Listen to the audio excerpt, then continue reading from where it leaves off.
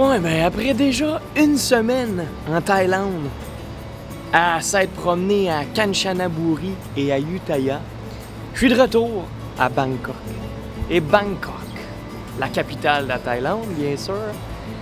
Comment décrire cette ville? Honnêtement, je pense qu'il n'y a pas de mots. Une ville excitante, étonnante, remplie de surprises.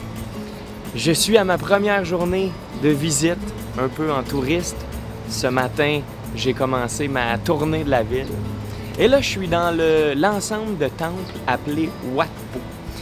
Et ici, c'est juste, je sais pas incompréhensible, mais c'est gigantesque, c'est immense, c'est grandiose. Wat Po, c'est le plus vieux et le plus gros temple de Bangkok. Ça a été construit autour du 16e siècle. Et ici, ben, en fond, c'est dans cet ensemble de temples ici qu'on retrouve le plus grand nombre, la plus grande collection d'images de Bouddha de la Thaïlande. Et on n'en voit pas à peu près. Je vais vous montrer quelques images et on se tanne pas vraiment, je vous dirais. Et sinon, ben, c'est ici aussi qu'on retrouve le plus grand Bouddha incliné de toute la Thaïlande. Fait qu'il y en a à voir, il y en a beaucoup à voir. Il fait très chaud, c'est pas évident. Faut se promener lentement, faut boire beaucoup d'eau, mais génial.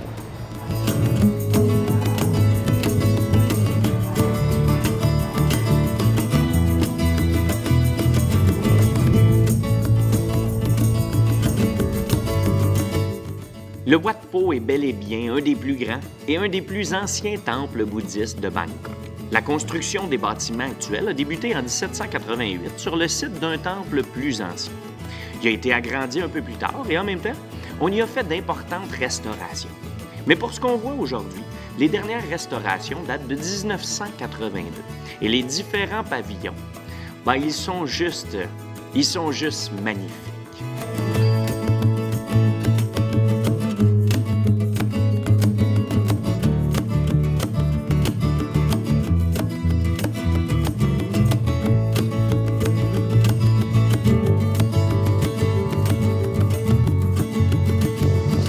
Et oui, je suis rendu dans cette fameuse salle. Je me promène à côté du plus gros Bouddha couché de Thaïlande. Et c'est vraiment impressionnant.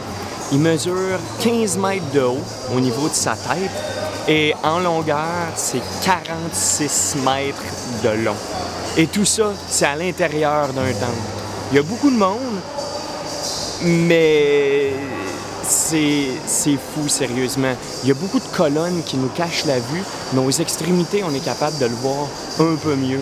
Fait que, non, c'est quelque chose. Je vais rester ici un petit bout de temps, question d'apprécier. Puis après ça, il en reste beaucoup d'autres à voir.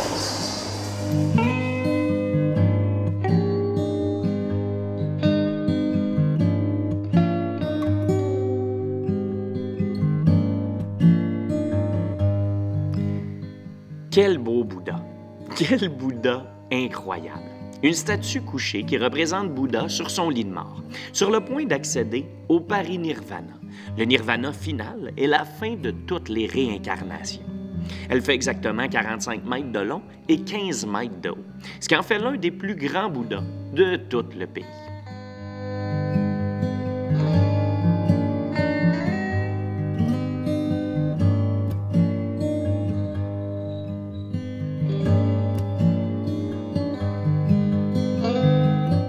La chapelle et le Bouddha couché ont été construits par Rama III en 1832. Et ce qui est cool ici, c'est qu'on peut faire le tour complet du Bouddha en toute liberté. Bon, faut avouer qu'il y a pas mal de monde et ça pousse un peu, mais c'est quand même très agréable. Sinon, ce qui est aussi impressionnant, c'est la plante des pieds, qui mesure 3 mètres de haut et 4,5 mètres de long. Les pieds sont incrustés de nacre représentant les 108 états du Bouddha. Et au centre, on retrouve un cercle représentant un chakra ou un point d'énergie. Bref, je vous dirais que ça vaut la peine de faire le tour même 2-3 fois et de regarder un peu partout, de découvrir des nouveaux détails et juste d'apprécier.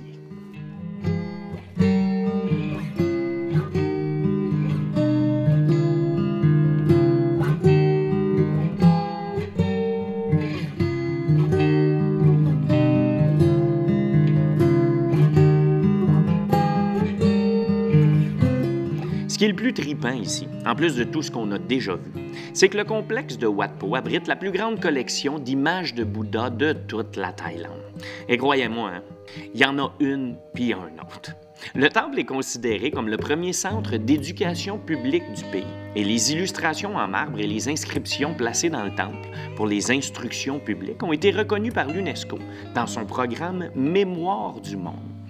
Alors là, ce qu'il nous reste à faire, c'est de marcher, de voir toutes ces statuettes-là et juste de triper avec les couleurs, les monuments, les pavillons. Puis c'est vraiment cool.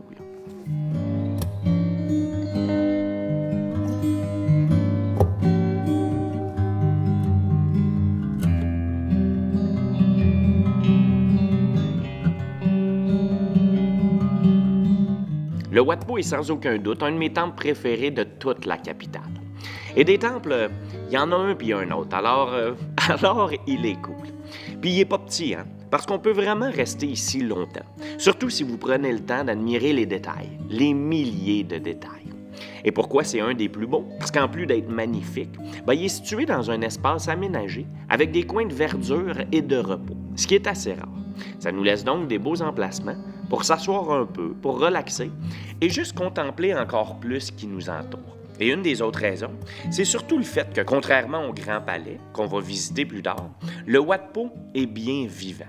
On y trouve des moines, évidemment, mais aussi une école de massage, des 10 heures de bonne aventure, un ashram de méditation et même un petit café. C'est donc pas juste un temple à visiter, c'est pas juste un temple-musée artificiel, mais bien un site vrai, réel, qui vit encore même entouré des touristes. Puis avec tous les Bouddhas différents qu'on découvre, c'est juste débile. Des Bouddhas assis, des Bouddhas debout, des Bouddhas de différentes grosseurs, dans différentes positions. Je vous garantis que c'est vraiment impressionnant. Il faut savoir que juste pour les Bouddhas assis, on en compte presque 400. Alors, vous comprendrez qu'on peut marcher pendant longtemps et admirer ces petits chefs-d'œuvre. Puis en plus, dans une des cours de l'enceinte, on retrouve 4 grands chélis spectaculaires recouverts de céramique très bien décorés. Et ça, c'est sans compter les dizaines d'autres plus petits qui sont tous aussi beaux. Mais pour ce qui est des 4 principaux, leurs formes et leurs couleurs sont toutes différentes. Et ils représentent les premiers rois de la dynastie Chakri. Et ils sont juste super avec leurs flèches hautes et fines. Bref, comme je vous disais, c'est un de mes temples préférés de toute la capitale.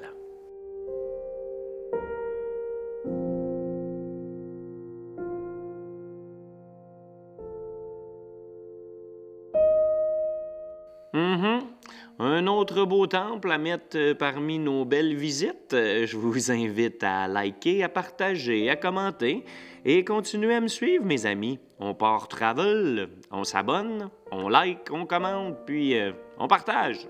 Salut!